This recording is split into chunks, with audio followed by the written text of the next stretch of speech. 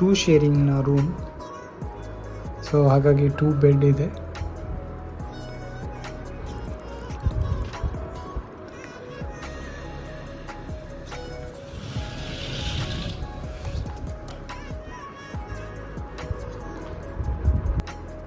TV unit ಇದೆ. Then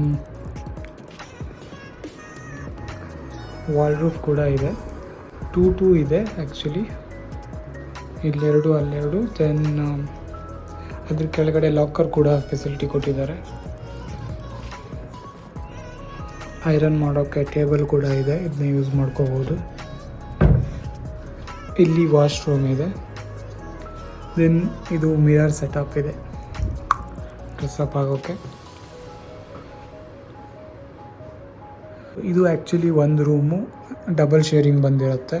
normally ಹೋಟೆಲಲ್ಲಿ ಕೂಡ ನೀವು ನೋಡ್ಬೋದು ಇದೇ ಥರ ಫೆಸಿಲಿಟೀಸ್ ಇರುತ್ತೆ. ಇಲ್ಲಿ ಹೋಟೆಲ್ಗಿಂತಲೇ ಬೆಟರ್ ಅಂತಲೇ ಹೇಳ್ಬೋದು. ಆಲ್ ಫೆಸಿಲಿಟೀಸ್ ಇರುತ್ತೆ. ದೆನ್ ನೋಡ್ಬೋದು ಟೀ ಕಾಫಿ ಏನಾದರೂ ಮಾಡ್ಕೊಳ್ಳೋಕ್ಕೆ. ಆಮೇಲೆ ವಾಟರ್ ಡೈಲಿ ಫಿಲ್ ಮಾಡ್ತಾರೆ. ಅದಾದಮೇಲೆ ಕ್ಲೀನಿಂಗ್ ಕೂಡ ಮಾಡ್ತಾರೆ.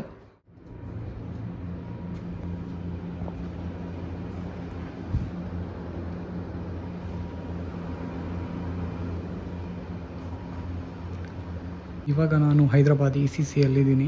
ಇದು ನಮ್ಮ ರೂಮ್ ಎದುರುಗಡೆ ವ್ಯೂ ಕಾಣಿಸ್ತಾ ಇದೆ. ಇದು Infosys campus, Hyderabad STP Infosys campus. ಹೈದರಾಬಾದಲ್ಲಿ 2 ಕ್ಯಾಂಪಸ್ ಇದೆ, SEZ ಮತ್ತು STP. ನಾನಿರೋದು ಇವಾಗ STPಯಲ್ಲಿ. ಗ್ರೌಂಡ್ ಚೆನ್ನಾಗಿ ಕಾಣಿಸ್ತಾ ಇದೆ. ಪ್ರತಿದಿನ ನನ್ನ ರೂಮ್ ಕ್ಲೀನ್ ಮಾಡ್ತಾ ಇದ್ದಾರೆ. ಸೊ ಇವತ್ತು ಕೂಡ ಬಂದಿದ್ದರು, ಕ್ಲೀನ್ ಮಾಡಿದರು, ಚೆನ್ನಾಗಿದೆ. ಹೊರಗಡೆ ಏನೋ ಸೈರನ್ ಆಗ್ತಾ ಇದೆ, ಏನು ಕತೆ ಅಂತ ಗೊತ್ತಿಲ್ಲ. ನಾವು ವೀಡಿಯೋ ಮಾಡೋದು ಗೊತ್ತಾಗಿರಬೇಕು.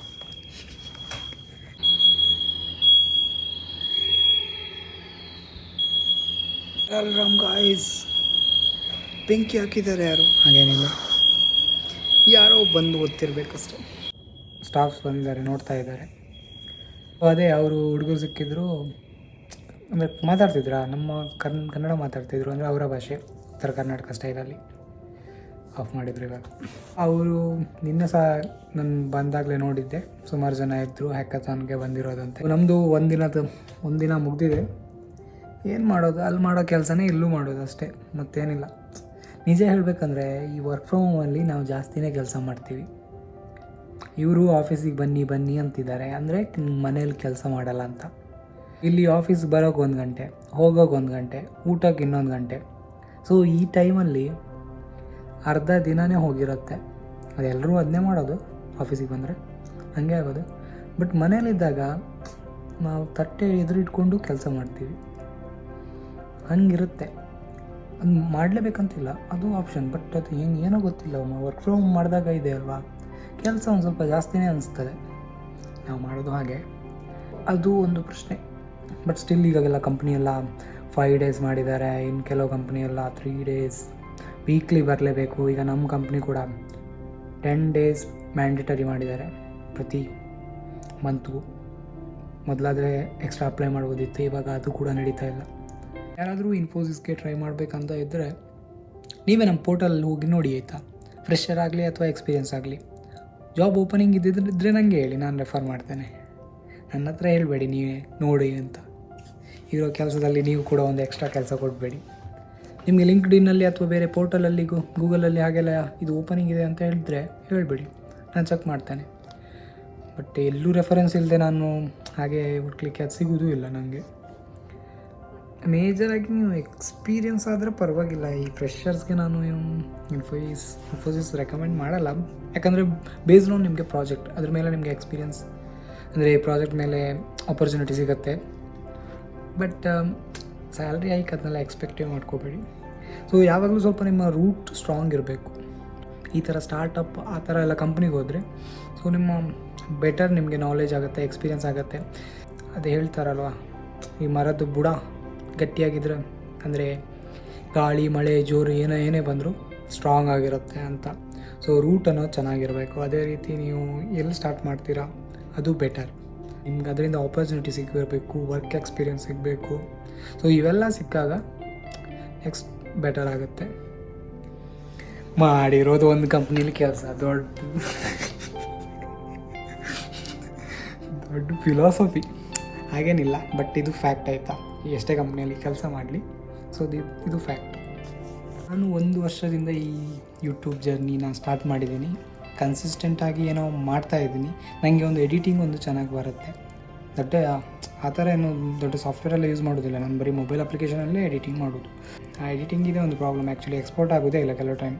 ದೊಡ್ಡದಾಗ ವೀಡಿಯೋ ಎಲ್ಲ ಕ್ಲಿಪ್ಸ್ ಜಾಸ್ತಿ ಇದ್ದರೆ ಮೊಬೈಲ್ ಅಪ್ಲಿಕೇಶನ್ ಯಾವುದಿದೆ ಯೂಸರ್ ಫ್ರೆಂಡ್ಲಿ ಅದನ್ನೇ ನಾನು ಯೂಸ್ ಮಾಡ್ತಾಯಿದ್ದೀನಿ. ಸೊ ಅದು ನಾನು ಬೇಗ ಎಡಿಟ್ ಮಾಡ್ತೀನಿ. ಸೊ ಅದೊಂದು ಬೆನಿಫಿಟ್ ಆಗಿದೆ. ನನಗೆ ಎಡಿಟಿಂಗ್ ಬರೋದಿಲ್ಲ ಅಥವಾ ಇಂಟ್ರೆಸ್ಟ್ ಇಲ್ಲ ಅಂದಿದ್ರೆ ಯಾರು ವೀಡಿಯೋ ಮಾಡ್ತಾರೆ, ಅದನ್ನ ಯಾರು ಎಡಿಟ್ ಮಾಡ್ತಾರೆ? ನಾನು ಕೆಲವು ಟೈಮ್ ವೀಡಿಯೋ ಮಾಡುವಾಗ ಇತ್ತಲ್ವ, ಬಟ್ ಹೀಗೆ ಮಾಡ್ತೀನಿ, ಅದನ್ನ ನೋಡೋದಿಲ್ಲ. ಅಂದರೆ ಚೆನ್ನಾಗಿದೆ, ಕಂಟೆಂಟ್ ಚೆನ್ನಾಗಿದೆ ಅಂತ ಈಗೇನೋ ವೀಡಿಯೋ ಮಾಡ್ತೀನಿ, ಮತ್ತೆ ಎಡಿಟ್ ಮಾಡುವಾಗ ನೋಡಿದರೆ ಅದು ಒಂದು ಗಂಟೆ ಆಗಿರ್ತದೆ. ಆ 1 ಗಂಟೆ ವೀಡಿಯೋನ ನೋಡಬೇಕಲ್ಲ, ಟ್ರಿಮ್ ಮಾಡಬೇಕಂದ್ರೂ ನಾನು ಪುನಃ ನೋಡಬೇಕು. ಅದು ಮತ್ತು ಪುನಃ ನೋಡಿ ಆಮೇಲೆ ಮತ್ತೆ ಅದನ್ನ ಕಟ್ ಮಾಡಿ ಆಯಿತು 2-3 ಗಂಟೆ ಬರೀ ಅದರಲ್ಲೇ ಕಟ್ ಮಾಡೋದ್ರಲ್ಲೇ ಆಗುತ್ತೆ. ಸರಿ ಮಾಡೋದು, ಟ್ರಿಮ್ ಮಾಡಿ ಎಡಿಟ್ ಮಾಡೋದ್ರಲ್ಲೇ ಆಗುತ್ತೆ. ಅದಾದಮೇಲೆ ಈ ಮೀಮ್ಸ್ ಅಂತೂ ಹಾಕೋಕೆ ಹೋದರೆ ಉಂಟಲ್ವ, ಅದು ಇನ್ನೂ ರಗಳೆ. ಅದನ್ನ ಹುಡುಕಿ ಡೌನ್ಲೋಡ್ ಮಾಡಿ ಮತ್ತೆ ಆ್ಯಡ್ ಮಾಡಿ ಇದೆಲ್ಲ ಮಾಡಬೇಕಲ್ವ.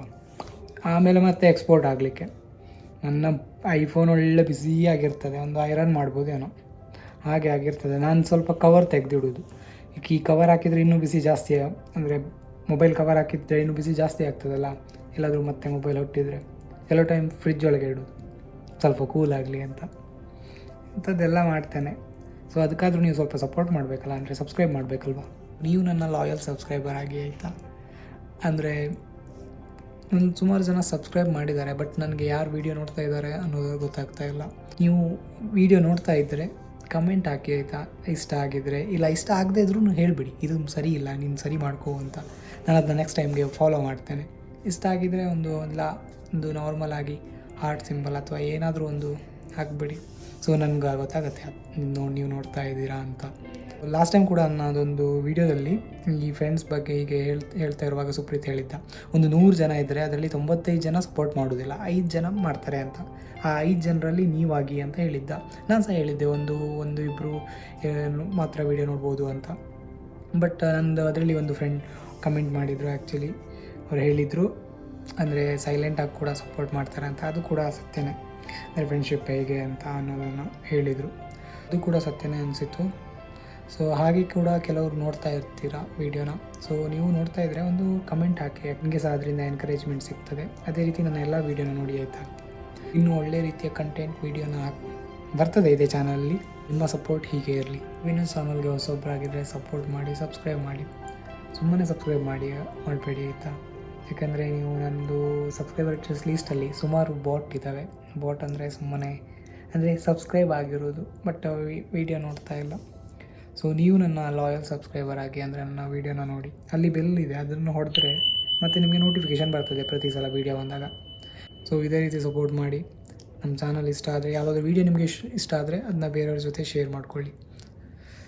Thank you.